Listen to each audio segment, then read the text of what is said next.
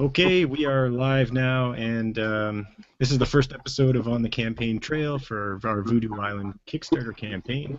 And with me today is Francois Valentyne, of course, for episode number 1. He's the game designer. Hello, Francois. How are you doing? Hi, I'm good, thank you, Josh. How are you? I'm not too bad. If getting over all these technical difficulties now, we can finally get down to business here. I think we're on the way now. We're moving. All right, cool. So, thanks again for taking the time, and let's start with a few just sort of stuff to introduce you to everybody. We've done a few of games of yours on Kickstarter already, so maybe talk a little bit about Give It to the King, where that started, because that's sort of what helped launch the Flux Capacity. Ooh, like started way back when, or started with the flux capacity, or what would you like to know?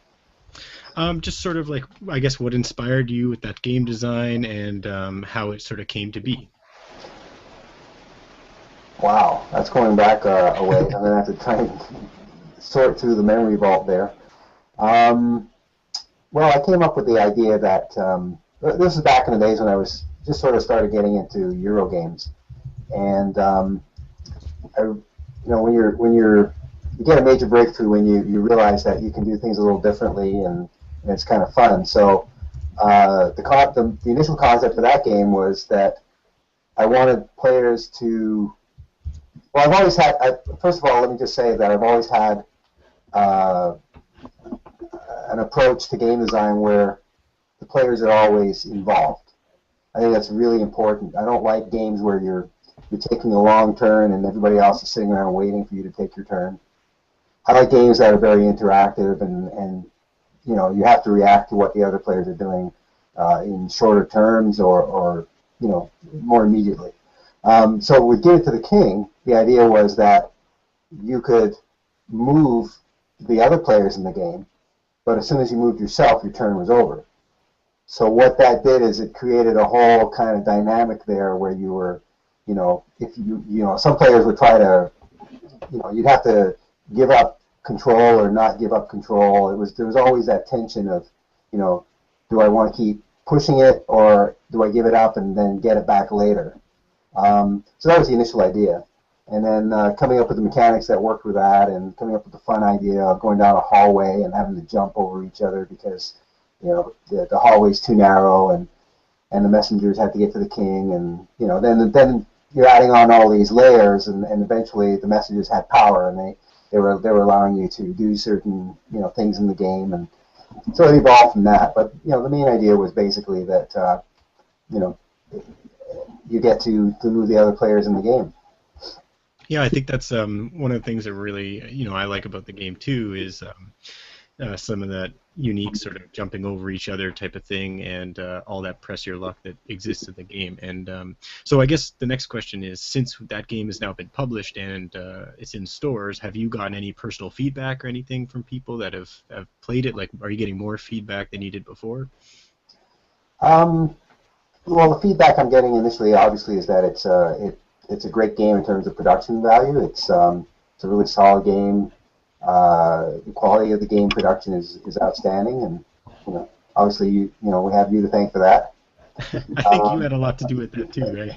Well, yeah, partly, but and then everybody seems to be really happy with the game that they've got, and they're enjoying it. I was talking to a fellow, I guess last night, who'd been playing it on the weekend a ton, and they were totally enjoying it. So yeah, I'm happy. If it's out there and getting played and people are having fun, that's all I care about. Yeah, one thing that I wanted to mention about the feedback we've been getting too about Give It to the King is that it's amazing, sort of the diverse group of people that are coming forward and talking about the game. Like, it's younger people, older people, different gaming groups. I think it really can appeal to a wide variety of people. Mm-hmm. Yeah, it was really cool when those group of you remember when they came up with that really large version of the game? I don't know who they were, but all of a sudden there was this gigantic version of the game. Yeah, that's right. Right after we launched the first Kickstarter. Yeah. That was hilarious. It was like, wow, that's creative. And then we took it up a notch by making it even larger at HammerCon there. It was real life. life size. It was a LARP version of a board game, which actually was a lot of fun. I think are we gonna do that at Snake sometime soon? Or? I hope so. We'll have to talk to them about that. we still haven't had the official launch party yet for Gear to the King, have we? That's right. That's because we're too busy with running Kickstarter campaigns, apparently. So we're on to the third one now. So yeah. So why don't we just take a step forward into the Gone Viking realm, because you just finished kind of working on all the production files for that. Now changing it from like less of a cardboard game into more of a card-based game. How was that transition for the whole pre-production process for you? It was fun. I mean, I guess for anybody who doesn't know that I do a lot of the graphics and a lot of the development and game design beyond the game design. So yeah, it was good to produce the production files for that. Yeah, it's fun to get into cards. It was fun to get into creating the components, the wooden pieces, the punch boards, whatever we ended up using. I think we ended up using the wooden pieces, right? So we did. Yeah. And of course, that has some great art from Josh Rivers. He's a great illustrator, and he did a good job on that game, I think. Yeah, I think we're pretty pleased with how the artwork turned out on that. It was a good choice to go with him, I think. Mm-hmm. Okay, and so then I guess we're just sort of in this like pre-production mode. We're waiting for our sample to come. I just got back from China a couple weeks ago, and I was at the factory looking at different samples and making sure that the quality that we want to have in the game is going to be there. And we still haven't sat down to really go over all this stuff, you and I, because we've been so busy, but I'm looking forward to sort of showing you some samples of some things, especially for looking forward in the future. Mm-hmm. Yeah, I think we could probably do that on Thursday, maybe the next designer night. We could, yeah. I don't know if I'm going to make this designer night, but we'll try to do something in the future. I got some work obligations, but so why don't we move forward then into the present? We just launched our Voodoo Island campaign today, and this time we're tackling minis. The next dimension, yeah. That's right. So eventually we're going to have a game that has all these components in it, right? It's going to have minis, it's going to have cardboard, it's going to have wooden tokens, it's going to have cards. So this is what we're working towards, right? We're That's right. growing, we're developing, and eventually we're going to have this one big massive game that's going to have everything. Yeah, and maybe some live animals or something we'll include in the box. Well, I know we've got dry erase pads coming up. That'll be that's fun. True. Yeah, that's true. So I have with me here, I just found this the other day. I don't know if you recognize what this is. Should I? It's the original prototype you showed me for the for Voodoo Island. It's a paper with a little Yeah. And so I didn't realize where this was going when I first showed you that. Yeah, I know. So what I wanted to do is kind of, I think that that development process was interesting because this wasn't something that you had developed before we had met. It's something we sort of had talked about, and then you came up with this awesome idea for sort of a chase type of game. So maybe talk a few minutes about how it went from being this little paper and cube version to what we're seeing today on Kickstarter. Okay. Well, let me just go back to that version that you have, because originally, well, you know where Voodoo Island is at today, right? It's a it's a tile placement game, and you have to strategically place tiles, and you have to strategically move around the obstacles that are created by the jungle, and avoid the zombies and get back to the beach. And what that originally started off as, or what the original idea was that I came up with the pattern for the tiles, and I wanted to use it in a dungeon crawl, and the design I came up with, probably could be used for that, and maybe that's going to be some next, some other expansion, some other scenario for for Voodoo Island. I mean, we can basically take it anywhere because it's such a great core mechanic. So when I showed you those little pieces of paper, it was basically, here's the tiles, and here's your guys, and you can sort of move them around like this. And it was like, oh, okay, well, that's cool, but what does it, where is this, what is it? It's just pieces of paper, it's just a couple of little tokens, and but when you start realizing that, that's basically what a game is. It's an idea that, that ends up, it's a good solid core idea that ends up getting a lot of interesting things added into onto it to make it grow and to make it, develop as a game. It just seemed to fit really well that, it was zombies that were chasing you, and instead of having solid rock, you had jungle. So I mean, it's it's transposing the mechanics into a different setting. But yeah, I'm glad you still have that, because I want that back.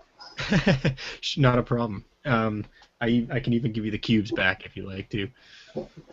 I still have the original strip of paper that I did give it to the king with. So. Well, you got to keep them. They're good mementos, right? Yeah, exactly. It's like this is the very first idea. It was right there. Boom. Yeah, I remember when you showed me the prototype. Well, I don't even want to call it a prototype. More of a game idea for Voodoo Island, and I thought it was really cool because it was so simple. And even that night, like I played the game with my girlfriend, and it was like, wow, this is really simple. The way these pieces move around the board, and I think there's a real game here. We just have to now figure out, like you said, what are those elements that are going to sort of bring out the theme of this sort of chase or dungeon crawl or whatever you want to call it. And I think that I think you hit the nail there with the voodoo zombies and being stuck on a desert island for sure. Well, and the other thing was, there's so many zombie games out there. Let's face it, right? I mean, every other game is a zombie game. So I also wanted to do something that was a little different. So the inspiration for the zombies is actually 1940s, black and white movies, or with actual voodoo-controlled zombies. So it was more of a mind control thing as opposed to a disease that you get, or you're sort of undead. In fact, these zombies aren't really dead. They're just being manipulated. They're mind controlled. They're in that zombie state of mind, right? As opposed to actually being physically a zombie. They're more of a mental zombie. And so that makes it a little different, because now you've actually got some in one of the scenarios that we've done. In fact, the key guy, I guess the key bad guy so far, is the voodoo master, right, or the zombie master, and he's the guy who's actually controlling these zombies. So I think it's a dimension to the zombie thing that hasn't really been explored, because typically the zombies in most games are just kind of like mindless, and you try to avoid them, and they tend to be hordes of them. In our game, there's only 4 of them, but I'll tell you, you got to be smart. You got one bad move, and that's it. You're done. So.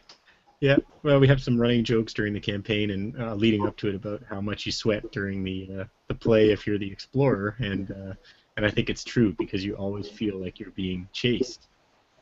That's true, and you can during the game you can get really close to the zombie and know that he can't get you, and sometimes you have to do that, and it's kind of like, ooh, I'm that close to him, and I'm gonna sneak by him if I can, And so and it's definitely more strategy than it is luck too. I mean, that's the nice thing about this game, is that especially if you're playing the solo version, what the zombies are going to do, because there's a set of rules that can govern their movement and how they're trying to chase you. And that's really important if you're playing solo, because you got to know where the zombie's going to go if you're going to try and get around them, right? You're not playing against another player, so it's very important to know that you can make a certain move and be safe. Yeah, I guess a good question there too is then, because the movement is so simple and very well calculated, how long did it take to develop that and sort of make sure that it was balanced? Wow, that kind of taps into.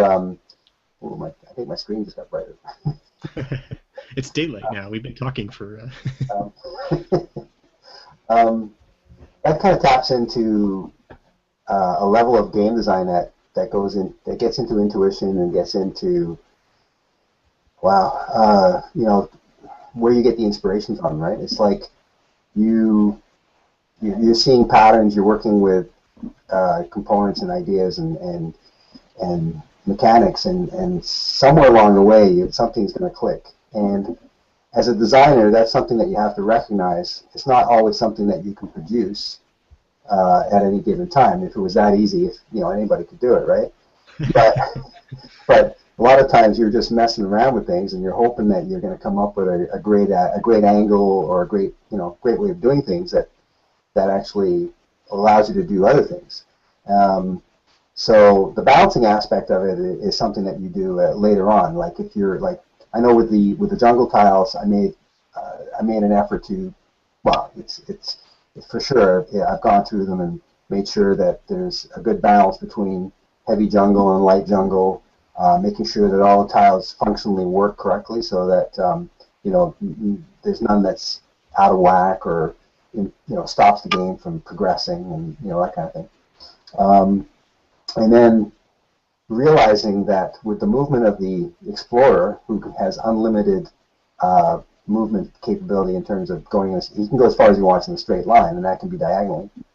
But that's something he has to work at. He has to put the tiles down in such a way that he has that ability to move that far enough. And because the zombies, although they can only move 3 spaces in a straight line, there's 4 of them. So there's where you get the counterbalance. You've got explorer can go really far in a straight line, but there's only one of them. The zombies are relentless. It's always going to be moving towards the explorer. So if you don't place the tiles in the right place, or you start to get caught, well, you're going to be relying on your machete tiles. Which is another awesome part of the.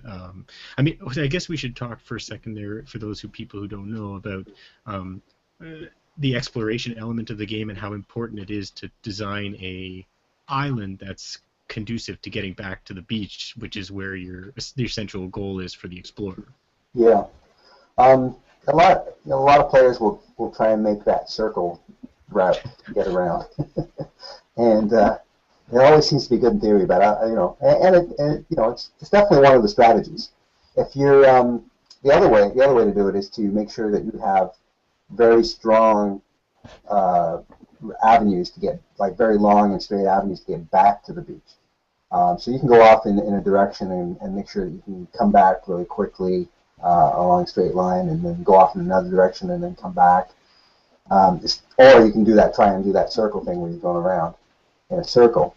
So there's a couple different ways you can get an overall general feel for how to move through the tiles. Sorry, what was the next I was question? just saying, I guess the question was like, how important is that aspect of the game? Because I know that like the first time, maybe even the first couple of times I played the game, I think I thought that I was going to be able to outmaneuver the zombies just on my own, but really the real strategy, I think, well, maybe not the only, but one of the core strategies is building an island that's really sort of allows you to maneuver as best as you possibly can. Right, and then if you do get stuck, you've got the machete tiles. So right. That was the key there. So typically your normal jungle tile is 3x3. It's got 9 spaces on it. But your machete tile is a little 2x2, so it's got four spaces on it, and it allows you to alter the terrain where you place it. And really comes in handy if you want to open up an area to get through, or block off a zombie a little bit. I think thematically it's really cool because it allows you to hack your way through the jungle, right? I mean, that's one of the cool things about a lot of your designs. They stick to the theme. I think it's really important for you when you're designing and coming up with the final idea of the game that the mechanics meet the theme. That's true. I'm a very strong believer in theme as an inspiration, not only just as an inspiration, but as a way to resolve any kind of game design issues that you come across. Like, say you get stuck and you're not sure what you want to do, or you've got a problem with the game. Most of the time, I will go back to the theme to look for an answer. So, if, for example, if I'm like let's take for example Voodoo Island, right? Machetes were not obviously something that was designed from the outset. So what happened? The way the machetes came about was because it was too difficult for the explorer to win the game. So if you were playing the game, and you can still do this, you can still play the game without machetes, but it's really, really hard. And at least with the machete, it gives you a fighting chance, right? And you don't use the machetes on the zombies; you just use it on the jungle to hack away through the jungle. So it actually allows you to to fix some problems that you've created along the way. You can go back and maybe fix them. But it's realizing that the game was too hard as an explorer versus the zombies, and not wanting to get into exceptions to the rules, and making the game have too many rules and too many little rules that were very specific for certain situations. It was just easier to come up with a solution like the machete tiles. So yeah, I think it's a great idea, and thematically, like you said, it's perfect. It's perfect for this game, right? So yeah. Cool. Okay. Well, how about the future of the development of Voodoo Island in terms of what we might see coming from you for other ideas about how to expand this game? Like I know the Voodoo Master scenario has been developed, and we are actively trying to hit the stretch goal to make sure that it gets included in the game on Kickstarter. But how about some other ideas that have sort of been floating around, maybe? Oh wow. Well, I mean, thematically, while we're with the island situation, we can do a ton of things. We can have the explorers go after different objectives on the island. We can have they can look for buried items. There's a ton of possibilities in terms of how many pieces you want to add to the game, how many I don't know. It's just one other thing is obviously I haven't been able to get into a ton of the new scenarios yet because I've been so busy with other things, but we definitely want to have open it up for other designers to come up with their ideas on what can be done. For example, one of the ideas I had was that you can create a coordinate system, and specifically you might have like a treasure map almost, where you've got 2 or 3 coordinates that you're given at the beginning of the game, and to actually find what's at those coordinates based on the starting tile, that's how you have to kind of try and get to that point from the starting tile by laying the tiles out, and then once you get to that coordinate, you can find something that's there. So what that does is it actually focuses your tile laying and your island creation to specific points that you're trying to reach. But that's a whole new dynamic. I mean, you can just, you can run with that and do a whole bunch of things with that. But that's just one idea. But we're going to open it up for other designers, and I think that'll be fantastic because there's so many different ideas out there. I'm sure they can come up with a ton of stuff. I think that, yeah, you've paved a way with a very good, simple set of rules and mechanics that people can really expand on. So what kind of advice would you give to people if they were thinking about designing some different scenarios for Voodoo Island? Well, the first thing is not to change a lot of the core mechanics. I guess it would be, you'd have to treat it like a Ticket to Ride expansion in the sense that there's certain things that you've got to have in the game, right?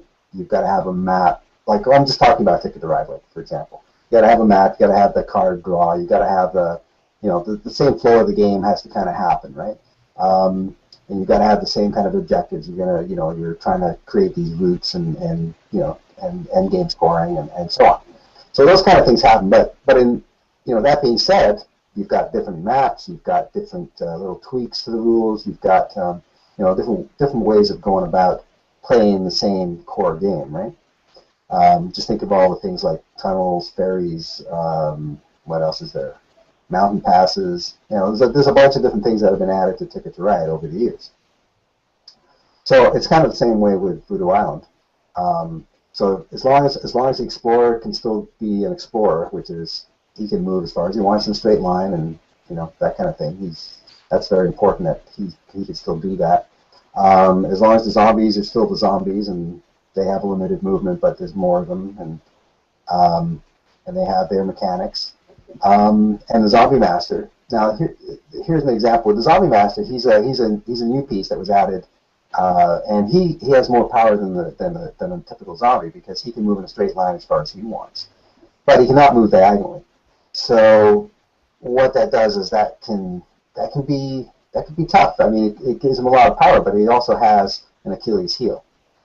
So and that's the kind of thing where adding that piece opened up a whole new scenario. Do you want me to get into the Zombie Master scenario a little bit? Sure, we could talk about, because that actually leads into the whole expansion idea. So I think maybe some designers that are watching this video might want to hear from you and just about how you went about deciding sort of the route to take.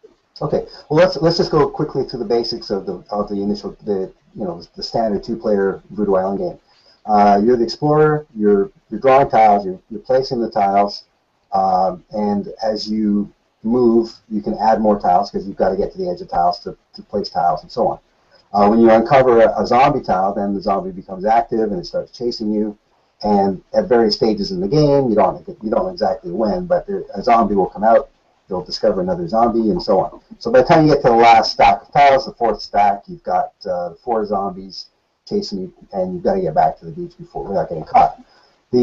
What the Zombie Master does essentially is gives the player who's playing the zombies an extra move, and typically the Zombie Master will start remotely from the Explorer player, so he's like about 5 spaces away, and typically he will try to move towards the Explorer, but he can't do that, but he's drawing tiles. So basically he's going to kind of help the Explorer a little bit by drawing tiles.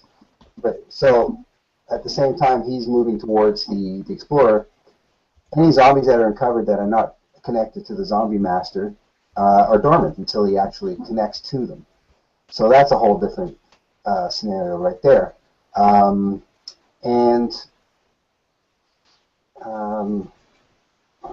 Sorry, you may want to edit this part out. In terms of the idea on how to sort of grow that expansion, that's, I think, what we were sort of talking about there. Well, yeah, I think the difference is mainly that I think, how do I explain this? Where the imagination comes in is that there's different powers associated with different pieces. So if you're going to add a piece to the game and it has a different power and it makes sense and it fits with the other pieces, great. I mean that would be awesome. I don't think we'd want to restrict it to the existing pieces. Obviously, we want it to grow. We want different scenarios to inspire different different pieces, different powers, different moves. As long as the core game is intact and it feels like like you're playing a different scenario based on the same game, I think the sky's the limit, really. Cool. So if let's say there were some people out there again watching this video and looking at our Kickstarter, and they wanted to approach you with some ideas about how they could start designing for this, would you be open to them sort of contacting you and discussing that? Oh, sure, absolutely. Okay, so Francois' email is Francois at defluxcapacity.com for everybody who wants to contact him. And we actually have a question here that's come in, so why should we answer that now? It's from Sen. You know Sen. He's a fellow game designer. Yeah, I expect to hear. I expect him to submit some ideas, actually, some scenario ideas. Huh? I'm sure him and his cohort will. They can't stop designing those guys. So, his question was about the minis. I know a lot of people are actually really interested in the minis for this campaign. It's a new thing for us. He asked us who sculpted them and how many are there in the box, sort of in the base set. And we're actually going to do a hangout with the artist that designed the minis later this week. if all the schedules and stuff line up. So that'll be really cool. His name is Adler Romero, and his contact information is actually on our Kickstarter page if you want to reach out to him as well. And so in terms of what's coming in the box, we have 3 explorers and 4 zombies in the base game, and we hope to expand that with the Voodoo Zombie Master scenario expansion to add another miniature there, a unique one. Also with the stretch goals, we are going to customize the artwork a little bit more on the minis to make each one have its own unique feel to it. So a lot of people have been asking me about what it's been like to work in a 3D spectrum, and it's hard for me to answer that because I'm not an artist. But one of the things I thought was pretty cool is, how these things can actually be manipulatable after the fact and whatnot. So I know that the designer showed us the artist showed us some different poses and a few things like that, and we got to choose how to manipulate the stances and things. Is there anything you wanted to sort of comment on that process? Myself? Yeah. No, I think you did a great job. We had certain ideas that we wanted to, there were certain things that we wanted the miniatures to portray, right? So, we're like, which one of them has the sandals? It's the zombie, right? Yep. Zombie's got sandals. It makes sense, right? He's on a jungle island. Yep. The explorer looks like he's got work boots and he's got the machete. He's got the cargo pants. Yeah, it looks great. And of course, the Zombie Master was based on some character we found. Like he was just like this great dress-up character. He was in a photo session, and it was like, well, that guy's perfect. Let's make a model of this guy, or at least base it on him. And it's great. I love the artwork.